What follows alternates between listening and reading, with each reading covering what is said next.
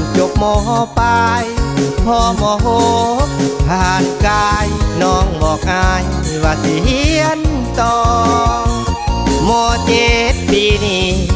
มักอีดีถ้าน้องได้บอกเบาหนักห้องขอเดินใจต่อคำที่ว่ารอจำเด้อน้องเด้ออย่าให้คอยเก้อเมื่อพบเจอกับคนดำด้วย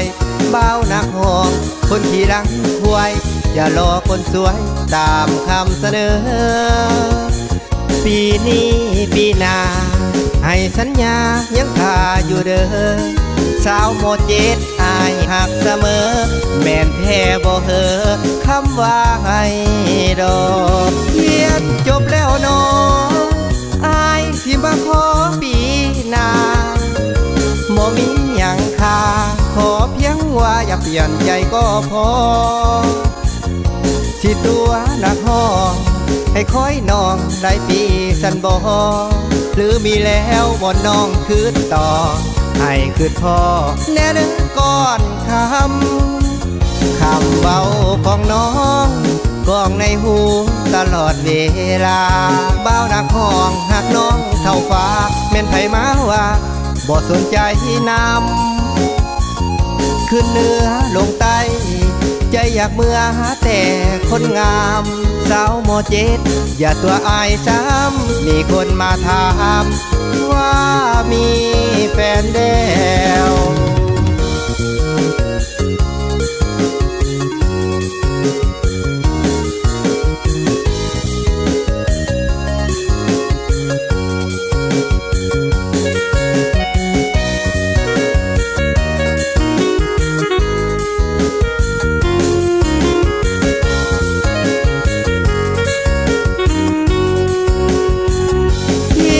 จบแล้วน้อง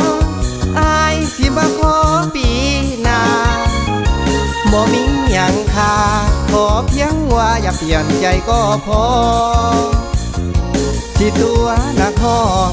ให้คอยน้องได้ปีสันบ่หรือมีแล้วบ่น้องคืนต่อให้คืนพ่อ